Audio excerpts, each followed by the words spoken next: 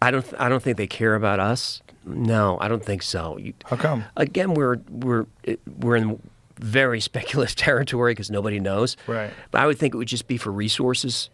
Hey, this place has a lot of stable water. That's useful. Don't you think they would be fascinated with us as an emerging civilization? And like I always say, that if we found a planet that had cave people on it, like just starting to learn stone tools and stuff like that, we would for sure be interested in them. And we would probably try to accelerate their learning curve. You think we would? Yeah, definitely. Yeah. Yeah, well, think of what a lot of these jerk-offs have done with like uncontacted tribes and stuff like that. We're always trying to intervene and do something with them. You know the dark forest theory? No. It's Lucian Scher who wrote the three-body problem and all of those. Oh. So dark forest theory says that if you attain a certain level of technology, the best thing you can do is just be quiet. Because the universe is a dark forest, and the first person to stick his head out dies. Because you don't want a competitor in your region. So as soon as a culture gets close to some technology that that they're on a path to threaten you, you got to take them out. You got to halt their technology. And three-body problem is kind of based on that. That's what they do in the books, and that seems to make a little more sense to me than sort of this altruistic. Hey, let's help them. You know, the Star Trek approach. Let's make first contact and all of that. You know, I like. You know, human nature is a tricky thing. We're very selfish. You know, you and I might want to see those people and help them along, but there's a lot of people that would not want a competitor in the neighborhood. But what if they don't even think of us as a competitor? What if they're so advanced? Like if they're millions of years advanced, wouldn't they like this is the thing that Diana Pasulka and Gary Nolan and a lot of these people that study crashed retrievals, there's a term that they use that these are donations. Right. That these vehicles are donations, and that the idea is we're supposed to look at this and formulate new ideas through reverse engineering. And there's circumstantial evidence that that's true. If you look at Bell Labs and all the crazy discoveries after Roswell, like we're using cathode ray tubes and suddenly transistors are made and silicon semiconductors and wireless transmission, and Bell Labs is all these leaps forward. Fiber optics, laser technology came out of Bell as well. And, the retrieval experts say that fiber optics and lasers for sure is reverse engineered. And it kind of makes a lot of sense because it seemed to have come out of nowhere. Suddenly Bell Labs has it. But it's my question is where is the stuff? We've got World War II. We go into Korea in 1950, and at the time, Russia had the MiG-15 was basically on par with us. I think we had the F-86 at the time, and MiG might have even been better. So that would have been a great time for some advanced tech. But America did catch up and exceed the Soviets about 51, 52, during Korea, and then has been superior ever since. But you would think that after 47, with the Soviets there, let's get some of this anti-gravitic stuff going. Yeah, maybe the problem is that you're working in this very compartmentalized environment, so you're not allowed to share with all these different scientists. So because of that, there's no collaboration, which is necessary for real innovation. You have to have experts from a bunch of different fields analyzing all the different aspects of it. This is what Lazar pointed to, the problems that they were having at S4 when they were trying to back engineer this stuff. He's like, you can't do science like this because everything is so top secret and so compartmentalized. The metallurgists were not allowed to talk to the propulsions people, and no one was allowed to talk to anybody else, and everybody was just like, what the fuck is going on? Like, right. What are these things? They didn't even tell him, allegedly, if the story's true. They didn't even tell him where this thing came from. They show it to him, and there's a United States flag sticker on it. And he's like, oh, this is ours. Oh, that makes sense. And then he's examining. He's like, oh, no, it's not. Like, there's no seams in this thing. Like, what is this? What is the metal? Why is it designed for something that's 3 feet tall? Like, there's no controls inside this thing. Like, what is this reactor? How does this thing work? There's a chair. Yeah. There's a couple of chairs. It looks like there's a neural interface, maybe. You hear a lot of the scientists, their frustration. Like, if I could just talk to these guys. Right. I'm picking up an EM field from this. The metallurgist would be helpful here. to tell me Right. what's going on. You know, I keep coming across spinning mercury all the time. Spinning mercury. The spinning mercury engine has been part of the lore since ancient India has the Vimanas, you know, those craft. If you look at the ancient texts, it may have been in the Mahabharata. Yeah. But they allude to this liquid metal. And then you fast forward to like the Nazis building the Bell, the Die Glocke. That was a Mercury engine. And then we fast forward a little further, Mark McCandlish and the ARV vehicle. That's spinning Mercury engine. So spinning Mercury keeps popping up. And spinning Mercury would cause some type of field. What that would be, I'm not a scientist or physicist, I'm not sure. But it would certainly throw off a bunch of ions that could maybe be harnessed or used for something. Well, it's like we're trying to explain things to us based on our current understanding of technology. Like, glass was invented a long time ago, but imagine showing up with a brand new Samsung Galaxy S25 Ultra with Gorilla Glass, you know, in the thin frame, and looking at they were, what the fuck is this? Well, you know what glass is, you know what metal is, right? Well, this is glass and metal. You're like, what? What? No, what the fuck is this? We took sand and made it real hot, and it made it clear. Huh? What? And Right. you can drop it on the concrete and it doesn't break. Right. What? Yeah. So just our current understanding of technology based on the origins of that technology, just metal and glass. You know, you show someone metal and glass is thousands of years old, show them what we have now with metal and glass, they'd be blown away. And you just keep going. Keep going. Go 1,000 years from now. Like, what does it all look like? It's like probably some sort of gravity propulsion system, probably 3D printed, so there are no seams. Right. Yeah. And that's the frustration about disclosure is how far could we be by now? Right. You know, had there been disclosure in 47 or whatever. It's even more of a psyop if it's all bullshit. Like, it's a psyop if it actually is like, wow, the government is actually really good at one thing. They're good at keeping secrets about UFOs. That's right. But if they're not, if it's all bullshit, like, boy, how weird that we've been like focusing on this nonsense. Like, as a culture, it got in the front page of the New York Times in 2017. That's almost less likely. Well, if you look at what Doty did in the 70s and 80s with Paul Benowitz, when Benowitz discovered this advanced technology on Kirtland Air Force Base, you know, he called the base and said, "Hey, I think there's UFOs." So they send Doty out. He was Air Force Intelligence, OSI. They send him out to Benowitz, and he's like, "Paul, I think it might be UFOs. It is aliens." And Paul gets a little bit wacky, and he starts intercepting signals from outer space, and they're sending him messages, but it turned out it's really the NSA rented a house across the street, and Paul is committed at some point. And then Doty, over the years, changes his story and says, "No, a lot of it is actually true." But Doty is also, he said as recently as 2019, Hal Puthoff tried to recruit him for a disinformation campaign with ATIP. Really? So Hal Puthoff has been a part of disinformation campaigns. Allegedly forever. And what have they been doing with these disinformation campaigns? What have they been trying to muddle? Just to keep guys like you and me fascinated and trying to figure stuff out while they can just operate their advanced technology in peace. Like, let them think it's aliens and UFOs. That's fine. What a dirty thing to do to Filthy. us. In the 50s, they were very public about anti-gravity. It was in the papers. The G engine, they were talking about it. And then suddenly, whoosh, quiet.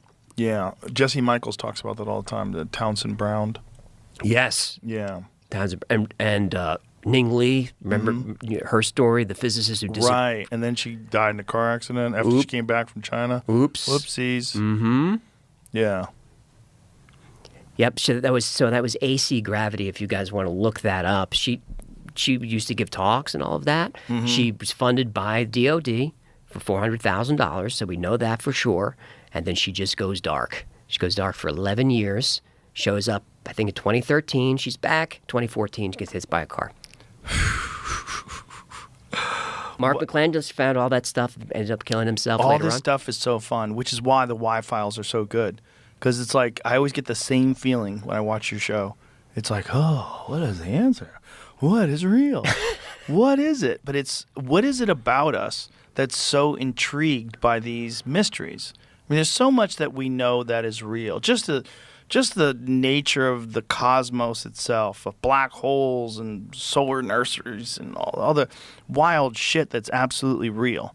But there's these things that are like, yeah, but what is that?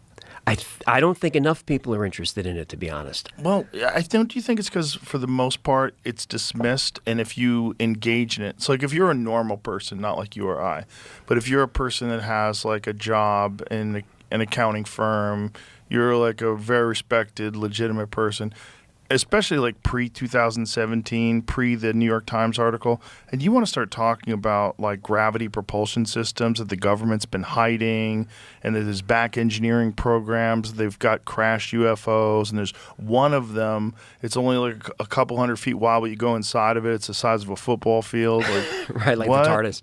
Yeah. Or the one in Korea that's so big they had to build a building around it because they couldn't move it. Right. I want to know what that is. Same. I wish more people were interested in it. I would almost be willing to run for president just to get access. Just if I ran for president, the company would be in shambles, but everybody would know everything about UFOs. I can't believe the things you say are news. Oh yeah, well, it's because news is like really dead. Yes, that's true. Slow. They're angry about independent media. Well, they are, but it's also the news is not. So their business is just clicks. And what better way to get clicks than I said something crazy? And so then, and then it also kind of supports the idea that we need to be gatekeeped and someone needs to, be able to stop us from spreading misinformation. Oh, something I don't know that came up during COVID, that we need to stop the spread of misinformation, disinformation, and malinformation. Malinformation is real information that is true and accurate, but would be negative in its impact to society. It's bonkers. Crazy. We can't live in that society. Well, they're making us infants, right? They're saying we can handle this, but the vast majority of you, even though we're all supposed to be equal and the government's supposed to be working for you and serving the people, no. We will have this information and we will know what we're doing, and you won't be able to have access to it because you're not ready for it because you're too stupid. They lost. They lost already. They just don't know it yet, but they lost. Yeah, they lost a long time ago. I'm gonna put out an episode about how dragons are real, and when I get to the debunk, I'm gonna say nothing. They're real. Peace out. Triangular spacecraft. What is this? Stumbled down a little rabbit hole and found a patent that exists or did exist. It was abandoned in 2006. This could be I forget the title. Look at this. The SR was it 7RB? There's a T3B. So this is like the 3B. ones that they always see, like the Phoenix lights and that one. So it says a spacecraft having a triangular hull with vertical electrostatic line charges on each corner that produce a horizontal electric field parallel to the sides of the hull. This field interacting with a plane wave emitted by antennas on the side of the hull generates a force per volume combining both lift and propulsion. What? Wow. Gives all the math, but like I don't know how What? to do this math. And if someone, we need to get Eric here. Someone can look at it and be like, "That's not real." It Of hasn't course. been made, obviously, or that we know of. has, I'm- Jimmy. That's And what I'm surprised it's not classified. There's other, according to this article, that's where I found it. There's what it was about the T3B thing. Right. So that's a real experimental aircraft. Does America have a reverse engineered UFO? Whoa. So this goes back to 1991 with the Desert Storm. There's reports of what they call a TR-3A, which looks a lot like what the stealth bomber kind of is, Yeah. but also Whoa. Yep. no confirmed. TR-3B is said to be like nothing we've seen before. This was what I got to from Liquid Mercury. I was trying to find stuff about it, and there's theories that people say that like this is probably what they're running off of. It's supposedly powered by a reverse-engineered anti-gravity drive that was recovered from a crashed alien spacecraft. The TR-3B is where reports of UAP performing seemingly impossible aerial maneuvers intersect with stories about very real aircraft. There are lots of claims over the internet about TR-3B's anti-gravity drive, most of which include using nuclear power to rotate highly pressurized mercury to produce plasma and in turn a gravitational field. Whoa. Something about the mercury. Have you ever heard Eric Weinstein talk about this other scientists to devise a list? This was the mandate. They came to them and they said, here's the issue. We have crashed UFOs and we have recovered biological entities that are not of this world, what would be the pros? And they didn't tell them if this was true or not. They said, what would be the pros of disclosure? What would be the cons? And I want you to attach a numerical value to each one. So disruption of government, religion, politics, all these different things. Like what happens if we know we're not alone? What happens if we are visited on a consistent basis? What happens? And when they did it at the end, all of the scientists had achieved similar conclusions that the cons outweighed the pros in terms of numbers. And so because of that, they decided not to disclose. So this was like during the 1980s, I guess? 90s? When was Bush 2? No, okay, 2000. So 2000. So it was around then. Yeah. Yeah, what do they know? What do they tell you the first day? I don't think they tell you the first day. I think the president is a temp. I don't think you get to know much. I don't think Trump knows. Well, I think they probably worry that told it's him all, some things. I worry that the government is like, there's a theory that there hasn't really been an American government since 1945. Kennedy. No, since because 63. Well, because everything got siloed. Mm-hmm. Like in wartime, everyone's talking to everyone and making everything happen, and it's like, okay, we're at war, right. And then everything gets siloed, and okay, that's a secret thing, that's a secret thing, that's a secret thing, and then the guy that's holding the secret keys retires. And right. that whole department's just right. funded forever, but you don't quite, they're not talking to them. And then you have people that are in great positions of power that get off on keeping these secrets and keeping this information and having the knowledge and keeping it only to themselves, especially if they're manipulating things. This was like a big problem with the CIA, and this led to when they had the disclosures and the Church Commission, and when people found out what the CIA was up to and all the weird shit they did with MK Ultra, and oh my God, that book! I've got to thank you for that book. Oh, Chaos, incredible. So can't recommend it enough. I listened to the episode. I went back and listened to your episode with the guy, and I went, okay, this is interesting. What's he called again? Tom O'Neill. Tom O'Neill. He's got a new podcast, by the way.